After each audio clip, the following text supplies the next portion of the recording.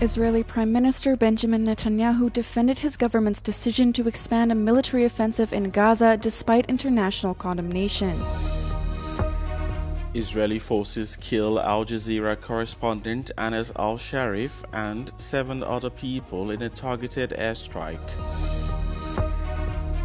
Ukraine and Europe have presented Washington with a counter-proposal for a ceasefire ahead of talks between the US and Russia. Israeli Prime Minister Benjamin Netanyahu defended his government's decision to expand a military offensive in Gaza despite international condemnation of the plans. Israel said on Friday it plans to take over Gaza City in another escalation of the war. Netanyahu asserted that the goal was to demilitarize Gaza and to insert a non-Israeli transitional authority there after the war ends. Our goal is not to occupy Gaza. Our goal is to free Gaza. Free it from Hamas terrorists. The war can end tomorrow if Gaza, or rather if Hamas lays down its arms and releases all the remaining hostages. Netanyahu's government is facing increasing pressure from its allies, UN aid groups, and protesters in Israel to end the war. They say another major ground operation would almost certainly exacerbate the humanitarian catastrophe in Gaza, while also putting the lives of the remaining hostages at risk. Netanyahu said Israel would put in place a 3-step plan to ensure more aid enters Gaza, including increased distribution points, safe corridors, and aid drops. Breaking news. 5 journalists working for Al Jazeera in Gaza have been killed in an Israeli strike, the broadcaster said on Monday. Al Jazeera said its prominent correspondent Anas al-Sharif and 4 other colleagues were among the 7 people killed in total in an Israeli strike late Sunday near Gaza City Al-Shifa Hospital. Al Jazeera, in a statement, described the killings as yet another blatant and premeditated attack on press freedom. Israel's military confirmed the killings, claiming the prominent al-Sharif had posed as a journalist and alleged he was with Hamas, something al-Sharif himself and his network Al Jazeera had denied. Al-Sharif and other journalists killed on Sunday are the latest to die in what observers have called the deadliest conflict for journalists in modern times. Some 186 journalists have been killed so far in the war. 22 months ago. The UN Security Council held an emergency meeting on Sunday to discuss Israel's widely condemned plans to take control of Gaza City. The Assistant Secretary General for Europe, Central Asia, and the Americas warned the plan would further endanger the lives of the Palestinian population and the Israeli hostages.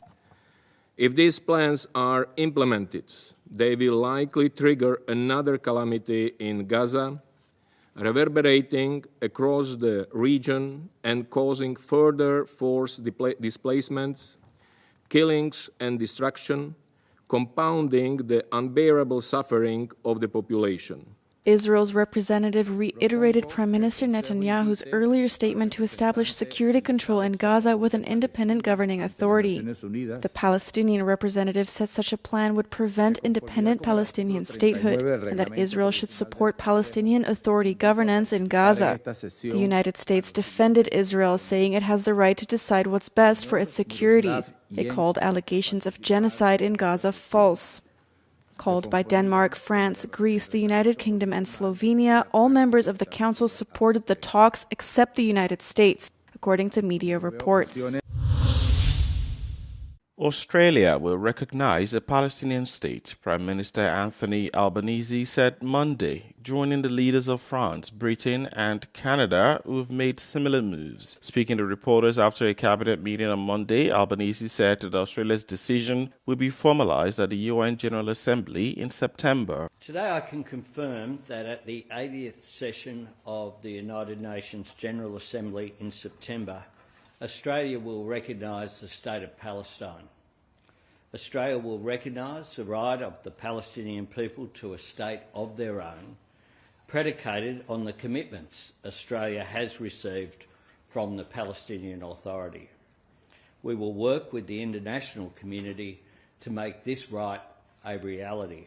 Albanese's announcement comes after weeks of pressure from his cabinet and many Australians, as well as mounting criticism over the suffering in Gaza. something he called a humanitarian catastrophe. Ahead of Albanese's announcement, Israeli Prime Minister Benjamin Netanyahu on Sunday criticized Australia and EU countries that have moved to recognize a Palestinian state.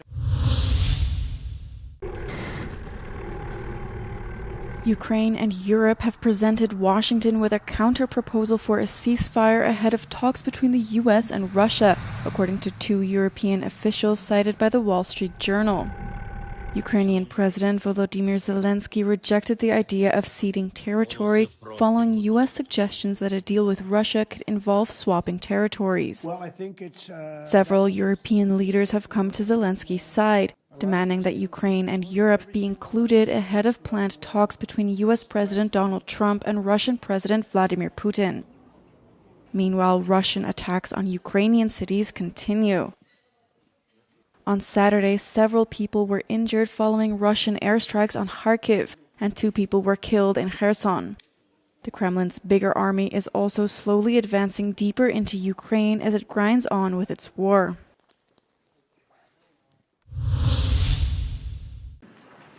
Armenia and Azerbaijan's neighboring countries react to the new US-brokered peace deal signed on Friday. The deal includes a corridor planned in the Caucasus, which Iran has said it will block, citing concerns over potential negative consequences of any foreign intervention near its borders. Meanwhile, Armenians are caught between hope and distrust. Բայց սպասելիքները չեն կարող լինել դրական, որտեղ հատկապես 2020 թվականից հետո Ադրբեջանի հետ կնքված բոլոր հայտարարությունները, Ադրբեջանի հետ եղած բոլոր հանդիպումներում ձեռք բերված պայմանավորվածությունները միշտ ավելի վատ են եղել Հայաստանի համար, դրա համար որևէ դրական ակնկալի ես չունեմ.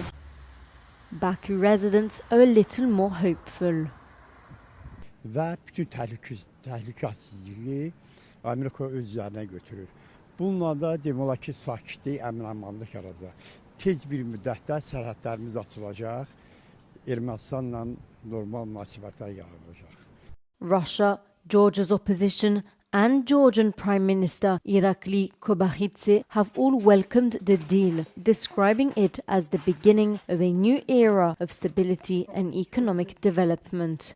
The EU and the UN have hailed the deal as key to lasting peace. One person has died and at least 29 injured after a 6.1 magnitude earthquake struck Balıkesir in Turkey on Sunday evening. More than a dozen buildings collapsed as a result of the quake, which sent shockwaves felt as far away as the capital of Istanbul. The country's interior minister said an 81-year-old citizen lost their life after being pulled from the rubble of a collapsed building.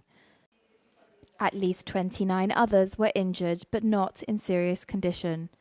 Authorities said search and rescue efforts had now concluded, with no signs of serious damage or casualties. Photos and video footage, however, show buildings destroyed. Turkey, which sits on top of several major fault lines, is prone to earthquakes.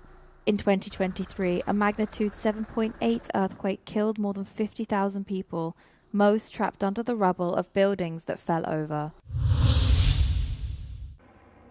Extreme heat waves soar across Europe, including Spain, France and Portugal. In Spain's northwest region of Leon, 6 wildfires are burning, with 2 reportedly close to inhabited areas, forcing people to evacuate. Meanwhile, Spain's Gran Canaria is hit with its hottest day on Sunday, with temperatures up to 43 degrees. On top of that, the island is anticipating being hit by a hot, dry wind from the Sahara Desert. According to France's main weather forecaster, 42 departments are on orange heat alerts. Temperatures are predicted to peak on Monday and Tuesday, reaching up to 42 degrees, placing 46 areas on heat alerts. Portugal's civil protection has put the state on maximum alert due to the heat and the increased risk of fire.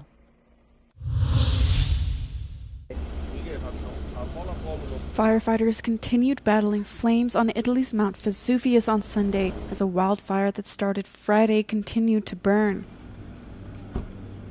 Satellite images of the Gulf of Naples showed the fire was visible from space, with a long white plume rising from one side of the volcano. Since the early hours of Sunday, 6 planes and 4 helicopters have been involved, in addition to 15 teams of civil protection volunteers. Vesuvius National Park authorities said the volcano's trail network had been closed for safety reasons and to facilitate firefighting and cleanup operations in the areas affected.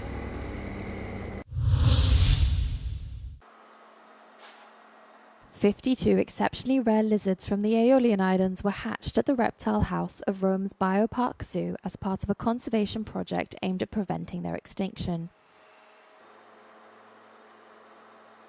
Lizards from the islands are considered an endangered species classified among those at highest risk of extinction in the Mediterranean basin.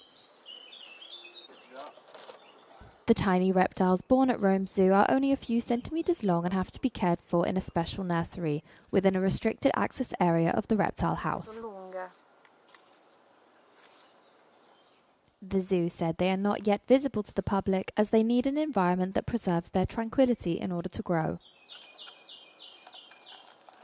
It said their hatching was an extraordinary event, which took place in the framework of the European-funded project Life EO Lizard, which aims at reducing the risk of extinction of endangered species. The program combines conservation in a controlled environment and in nature. The lizards will be introduced to the Sicilian archipelago next spring.